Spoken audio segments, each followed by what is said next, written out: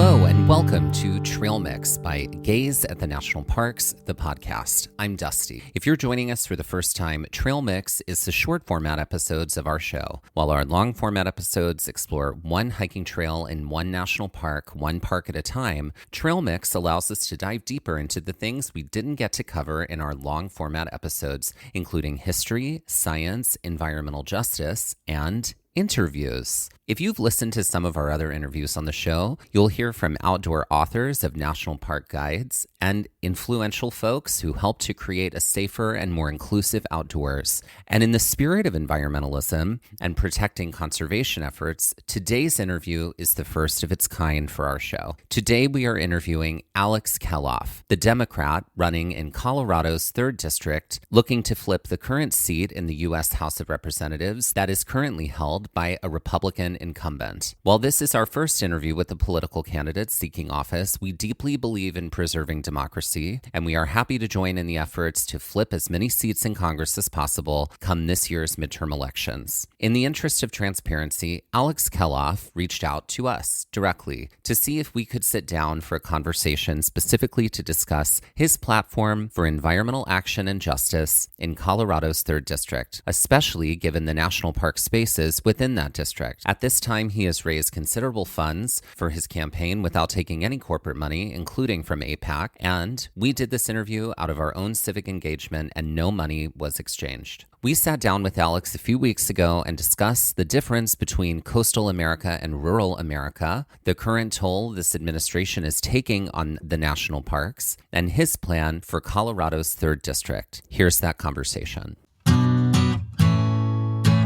We are so excited today to be speaking to Alex Kelloff. Alex, welcome to Gaze at the National Parks, the podcast. We're so happy to be able to chat with you today. Thanks for having me, guys. Good to be here. Yes. Alex, can you tell us where, since we are a podcast that reaches many people across the country and also in little pockets across the world too, can you tell us where you're coming to us from and what you are running for specifically? So I'm coming to you from the Roaring Fork Valley in Colorado, specifically Aspen, Colorado, and I am running for the U.S. House of Representatives, so Congress, in this coming election, the midterm election, November 3rd. This is Colorado's 3rd congressional district, of which makes up, it's one of the largest congressional districts in the country, 53,000 square miles, 27 counties. It's all of Western Colorado and almost all of Southern Colorado. Which, as we know from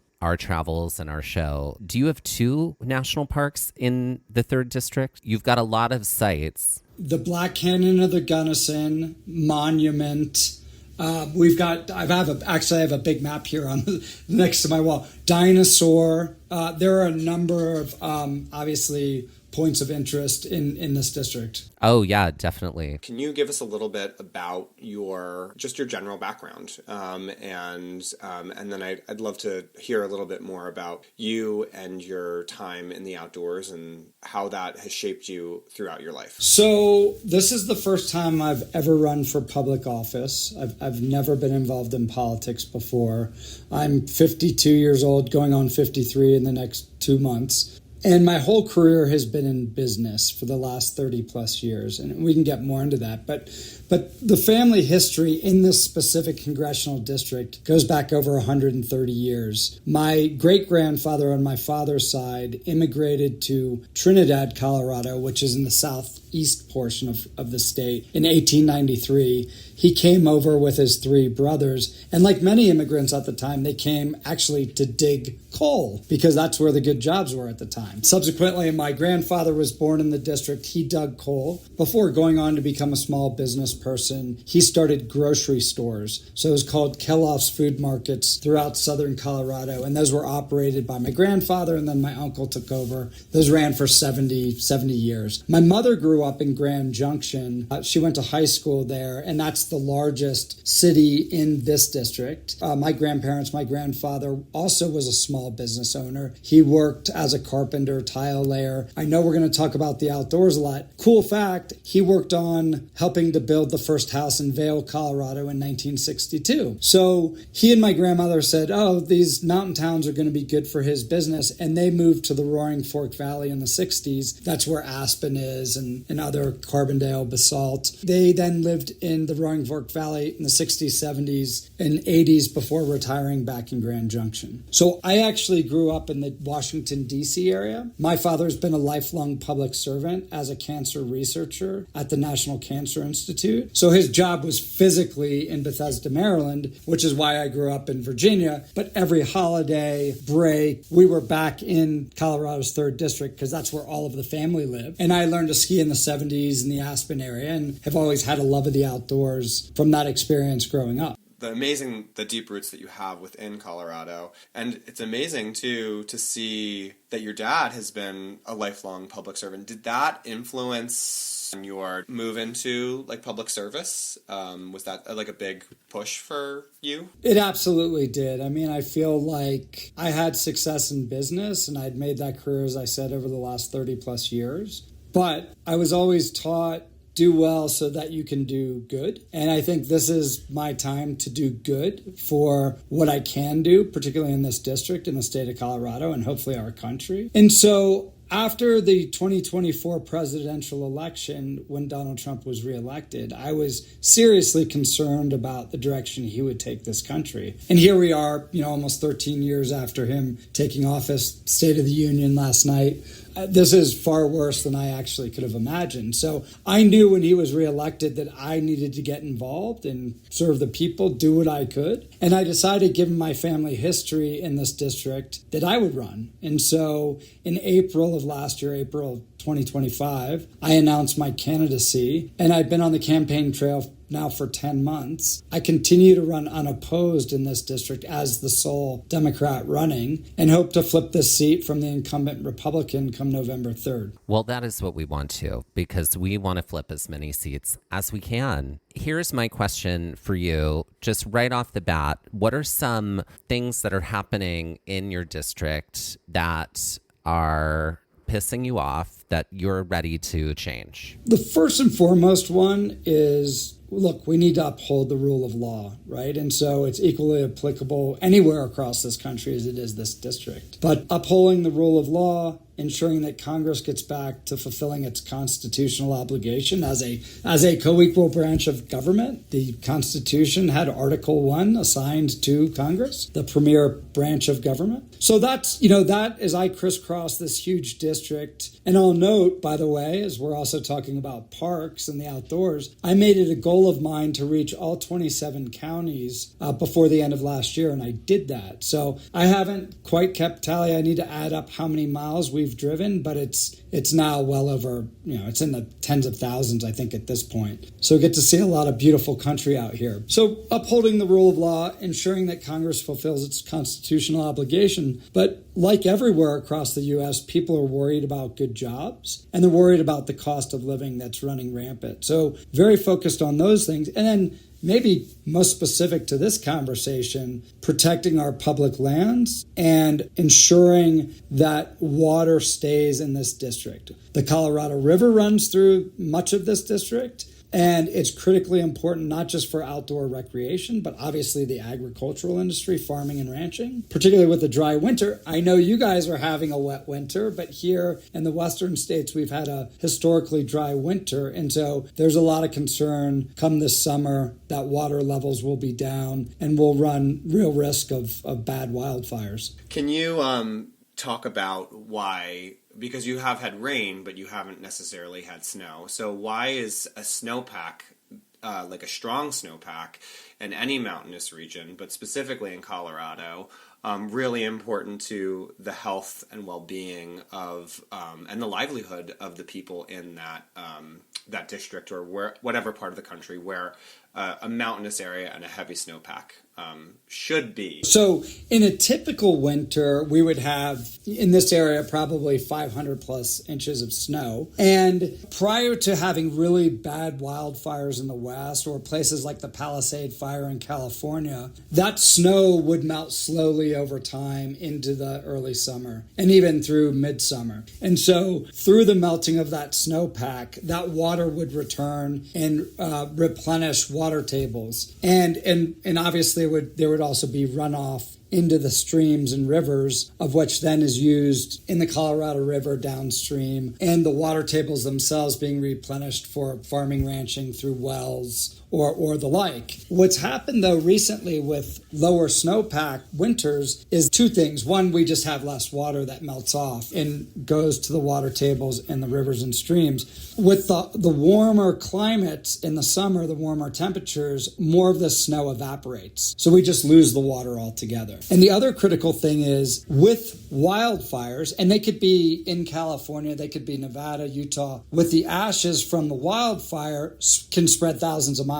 So what ends up happening is when you look at the top of the mountains that are snow covered, and as we move into the summer, you start to see brown, red, black spots on the snow from the ashes that in some cases come from thousands of miles away. And that accelerates the melting of the snow. And then a lot of that, again, just gets evaporated into the air. So we lose the water altogether. I think that sometimes people disconnect the literal environment of an area and its impact on the people of an area. We notice that a lot when it comes to what is required in Maine for people to thrive and succeed and for the environment to thrive and succeed is unique to Maine. And it's different for every single area. And what is specific to the 3rd District of Colorado is unique to itself. So I'm curious about why do you feel that being not only environmentally conscious, but being like someone who is very forward with combating like environmental injustice is particularly of interest, not only to you, but to everyone in this area of Colorado? Great question. And I think the first and easy answer to that question specific to this district is outdoor recreation writ large is the largest economic driver in this congressional district. So we don't have a lot of large companies, employers here, primarily small businesses. And a lot of those small businesses gravitate around outdoor recreation. So whether it's the ski industry, whether it's hunting, whether it's angling, rafting, or the smaller companies that produce outdoor goods, we have a lot of, in Grand Junction in particular, we have a lot of mountain bike parts manufacturers or actually the bikes themselves. So outdoor rec in this district from an economic perspective is critically important. Zeroing in really specifically on environment here, what do you feel like the shortcomings have been of any legislation that we've seen from this administration when it comes to climate or the environment? And I mean, I think it's a fairly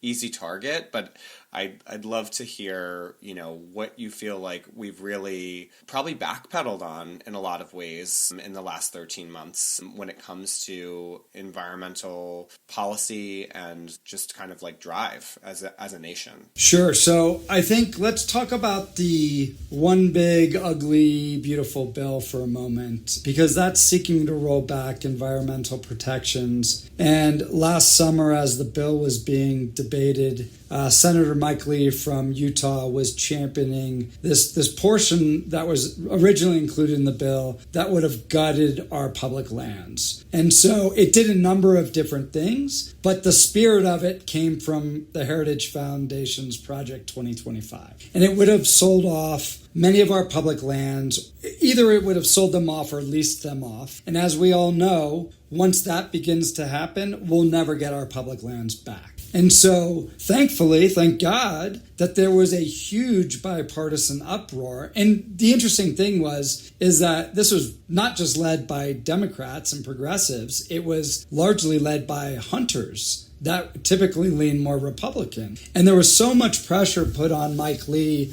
and the Republicans that thankfully this public lands issue was removed from the One Big Beautiful Bill. which obviously went on to pass. And one of the supporters of that was the guy I'm looking to unseat, Jeff Hurd. So that's the good news. The bad news is that Jeff Hurd took office as a freshman congressperson last year in January. The very first piece of legislation he proposed was called the Productive Public Lands Act. You know where it came from? It came right out of Project 2025. So notwithstanding that this stuff didn't make it into the One Big Beautiful Bill, there are other pathways that this administration and this Congress is pursuing to dismantle our public lands and not protect them. So one of the things we've made as a cornerstone of our campaign is to hold Jeff Hurd accountable and to ensure that people understand what he stands for and what he's trying to do by dismantling, environmental protections as well as our public lands. And why do you feel that our public lands need to continue to be protected and preserved? Like, why is that a cornerstone for you? Partly from what I said, if they get sold off or they leased off, we'll never get them back, right? So it's one of the greatest assets that we have as a country. That's truly, when we say public lands, it means what it says. Like, we, the public, we, the people, own these lands. And so for this government to try and lease it off to natural resource extraction industries for their own benefit, or whatever other path that may take, we the people lose those public lands. So one, being a champion of protecting this natural resource and asset that we have, that we the people own. And two, as I said, critically important to this district in particular is this is the largest economic industry, the outdoor recreation that depends on the public lands for the industry itself. So it creates a lot of jobs, it creates economic activity. So critically important for me, if I were to get elected, to protect these public lands in this district in particular. One of the things that has historically been a bipartisan aisle crosser is support of public lands. Like, historically, it's been the thing that says we can all agree that this is a really good idea to keep this, and that this is a thing that unifies all of us. I mean, it's part of the reason why making something national park status gets shoehorned into another bill, because it's going to get the support anyway, so there we go. But it isn't until I feel like this diabolical administration's second term here that suddenly it's like, oh, well, no, we're not interested in this anymore. We're not interested in protecting it, obviously, because they're only interested in protecting the money of the 1%. So it is not surprising to me that the bipartisan support came out to remove that from that bill, but the sort of persistence behind, like, let's keep tearing apart as much as we can at it, that to me is, I feel like in Congress with where we've been before, though here we are in a situation that is deeply incongruous with where we've been before. So when we can restore, hopefully, order, flip a bunch of seats so that we can get the government back on track. Do you foresee that becoming a thing where we change attitudes about universal support for public lands? I think there is largely universal support for public lands. I think if you were to go poll the population, doesn't matter, it's a nonpartisan issue. It's just that these crony politicians are trying to, I don't know if they're trying to line their pockets per se, or if they're answering to special interests who fund their campaigns to get elected. And so these are, a handful of individuals that are in power that are trying to, for their own benefit, roll back our public lands. But this is a very popular issue of protecting our public lands that cuts across the political spectrum and has very widespread support. And that's why it failed to make it into the One Big Beautiful Bill. The problem is, as you just noted, like, this administration just keeps pushing. So let's take like the Supreme Court's ruling on Friday of last week on tariffs and IEEPA and calling them unconstitutional. Well, what did Trump do that very day? He came out and criticized a co-equal branch of government, said that they basically were sellouts, even though he put many of those people on the Supreme Court. And then he said, I'm going to impose 10% blanket tariffs. And then a couple hours later, it's going to 15%. So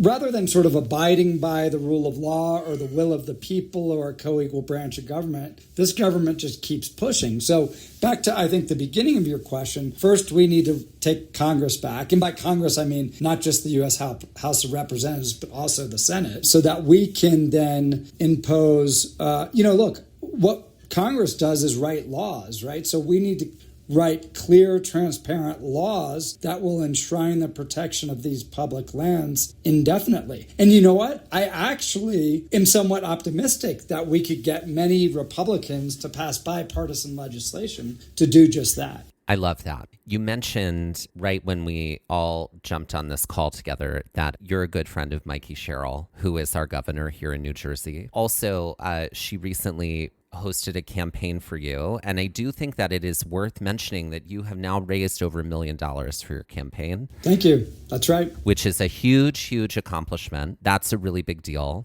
One of the reasons I know, like, we love Mikey Sherrill, and I in particular love Mikey Sherrill, is that she is on fire to wake up and to do the work. She's on fire every day to show up and do the work. And I get that same kind of energy from you too. Thank you. And I'm curious, what excites you and what sets you on fire to serve in this public office in this way for Colorado's 3rd District?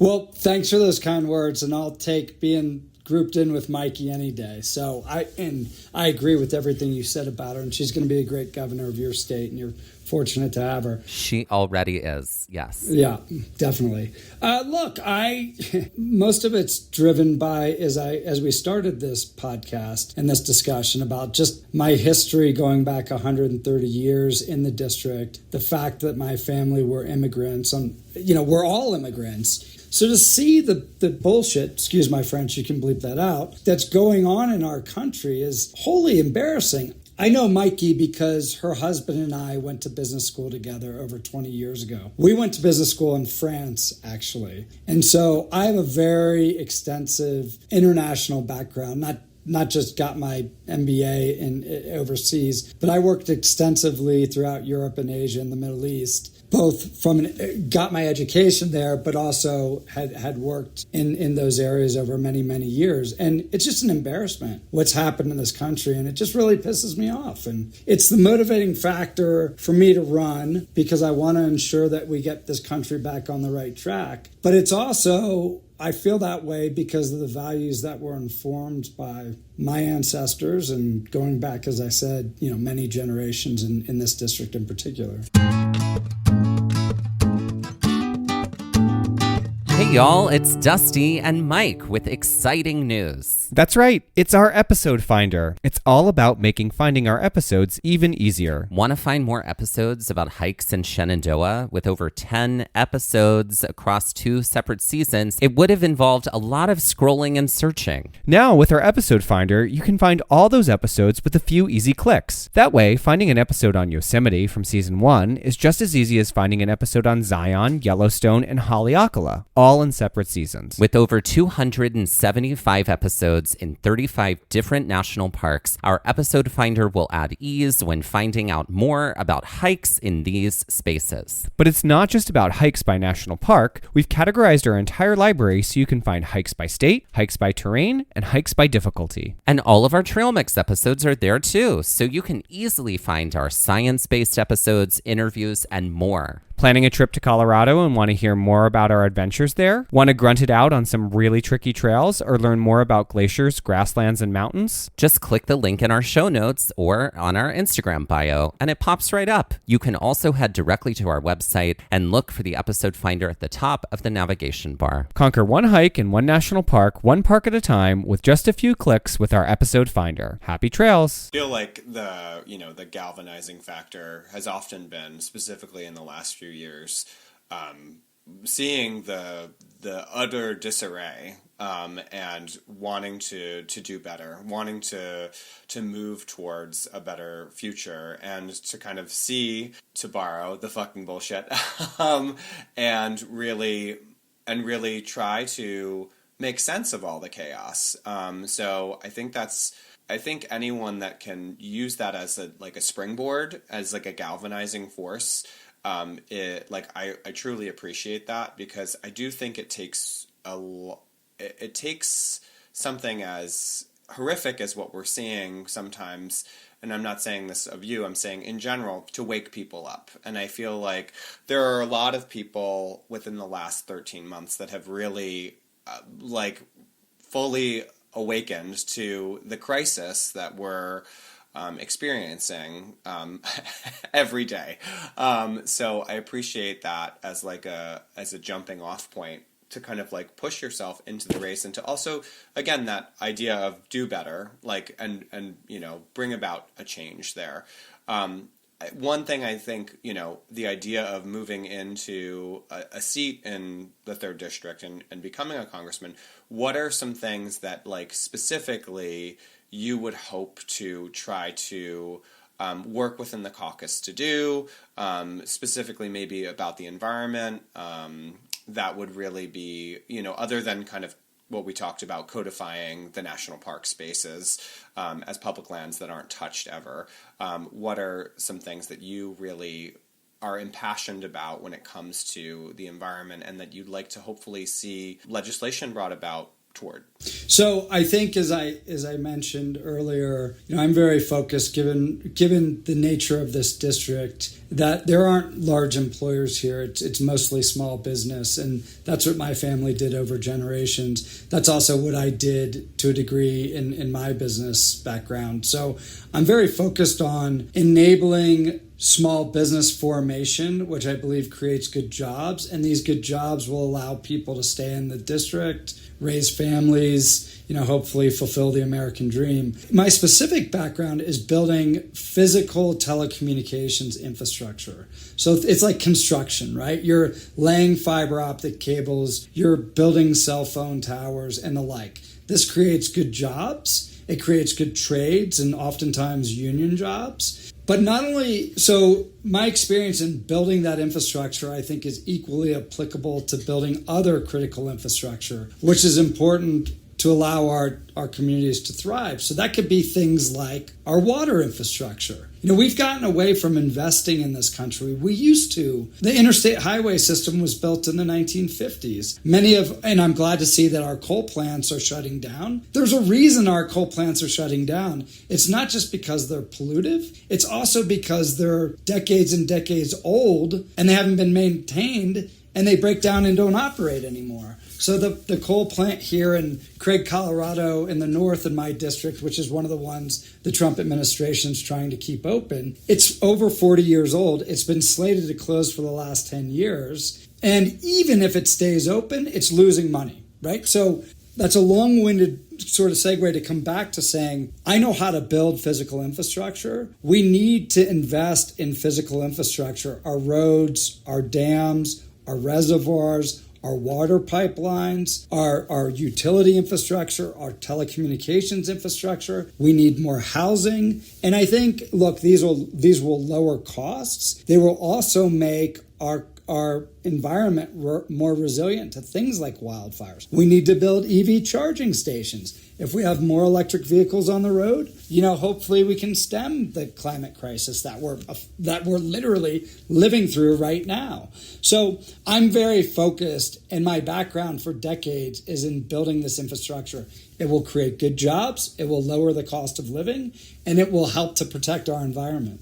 Speaking of renewables, it's fascinating to see, as a globally, we are pushing more towards renewables than natural gas and coal. But here, I feel like that has become stymied. Specifically, the Republican Party has sold out to natural gas and coal as this natural fuel source that's going to save us all. And it's not. When you take a look at the science, and this is a very anti-science administration, we know that we are continuing to barrel towards calamity. So renewables worldwide are just exploding. While they're not exploding here, they're still growing. But just, I feel like there's a lid that's been placed on them by this administration.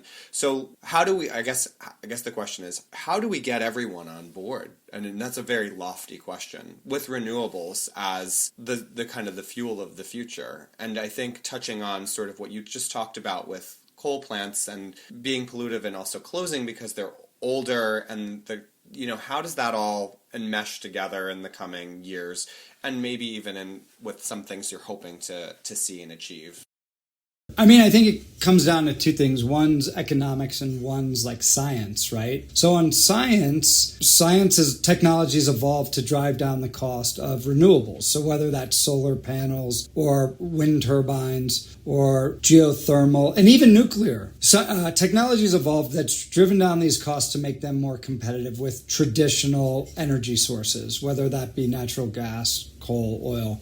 Economically, it is insane. We have insatiable energy demand, and some of it is driven by data centers, and we could talk about that. It's something I know about, but it's also driven by EV charging stations. It's driven by home and commercial heat pumps that are electrified versus natural gas. So we do have energy demand growing, and we do need to meet that with supply, but it needs to be an all of the above solution. And this administration is curtailing some of those clean energy sources. So one of the stats I like to cite is you can begin to generate electricity start to finish from solar in 18 months. You know how long it takes to get a natural gas generator to even get it so that you can generate electricity? You can't get one till at least 2030. So economically, we have this demand. We have the ability to meet the demand through things we can put up quickly, solar in this case. The other thing that infuriates me as a business person is you have all these offshore, closer to you all on the East Coast, offshore wind farms that are like 90% complete. And the developers of those wind farms went through the regulatory process. Oftentimes it took a decade. They got all the permits. They have billions of dollars invested. The wind farms are essentially done. And this administration comes and creates a bullshit excuse that there's a national security risk when they got the national security approvals in the first place to build those wind farms. So here they are as business people, having done everything right over a long period of time, created thousands of good paying jobs, significant economic development to develop these things. And then at the 5-yard line at the finish,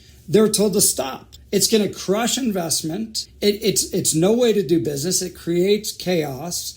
It's totally corrupt, totally untransparent. So all you're going to do in other industries, by the way, is say, like, we don't know what this government's going to do. We don't know what this administration is going to do. One day there's tariffs, another day there's not. Then they're illegal. Are we going to get tariff refunds? I want to build some utility infrastructure and I'm 90% down the road and then it's stopped. Like, this chaos has got to stop. I went off on a tangent there. Look, we need an all of the above solution right now, and we need a long-term energy transition to clean energy. That's not going to be 5 years. That's not going to be 10 years. I don't know if that's 20 years or 50 years, but it's going to happen. Well, I don't think you should apologize for how impassioned you are, because we really like people who cut the shit and get to it. And so thank you. And we need more people like that working for the greater good right now. I literally text Mike today to say, like, guess what? I had to pay a tariff on a UPS package today in order to get it. It's ransomed right now, and I can't get it delivered until I pay the $30 tariff on it. For those who don't think it's like going to be at your doorstep in a matter of moments, it's already here. So you mentioned that you traveled to all of the counties inside of your district. You've put so many miles on the car. And I'm curious to know, when you met the people of your district and you met the people who live in this area of Colorado, what were some of the conversations that really stayed with you and that you feel like you're really going to take with you into the work that you're going to do for Colorado's 3rd district? So, yeah, I appreciate the question. Someone asked me last weekend, it was a very small town. It was actually talking about our public lands. It's a designated dark area in the country. So it's a beautiful town that sits at the base of the Sangre de Cristo mountain range, which in that particular area looks like you're in the Swiss or Austrian Alps. Beautiful, but tiny town. Woman called me on, I believe it was Tuesday, and said, hey, I know you're going to do a campaign event in an adjacent town later on Saturday afternoon. Would you consider coming to our small town of Crestone in the morning? I said, no problem, I'm happy to. I mean, that's what you do on the campaign trail. Well, she goes, okay, I'll start working the phones and let's see how many people we can turn out. And, we're still a number of months out from obviously the general election. And so to get 20, 30 people is great. They turned out 60 people last minute. And a woman there said, she raised her hand to ask a question. She said, I met you over the summer and then saw you again in the fall. And then she commended me on, she's like, you've really improved your education on the issues, your thoughts, your platform. So I thanked her. And she said, kind of what you just asked me. So what have you learned? What's the biggest thing you've learned in 10 months? And it truly is that this is a rural area. There are a lot of rural parts of America. You look at the center of America, the flyover states, if you will. These areas are different. It's not that the people don't necessarily care about the same things, upholding the rule of law and cost of living, but I'll give you a specific example. So where does most of our food and beef come from? Well, it comes from farms and ranches, and my family was in the grocery store business. I know where groceries come from. It's not the grocery store, it's the farms and ranches. Those are in rural areas of America. And so if we want to get our food and cattle and et cetera, and have it homegrown in the U.S., they're going to be in rural areas. But you know what they also need, like everyone else? They need healthcare. They need education. But in these rural areas, it's more expensive because they're less dense areas. So when you look at a rural hospital, of which we have many in this district, Medicaid comprises roughly 60 to 80% of a rural hospital's budget. And it's just a fact of life because it's rural, right? We don't have the density to have private insurers or what have you support the 100% of the budgets of these rural hospitals. So the answer to your question is rural areas are different. And if we value as Americans cherishing what makes us different and the benefit of having these rural areas, there needs to be some distinction about how we support the rural areas versus New York City, where I lived for 20 years, or grew up outside of Washington, D.C., or, visited Los Angeles a lot because my twin sister was there for a decade. That's really what I've learned. And again, no surprise that outdoor recreation is the largest economic driver of this district because it is rural, it is different, it is beautiful, and we're protecting that. So if I'm lucky enough to get elected, these are the things that we have to protect because they truly are different than other parts of America.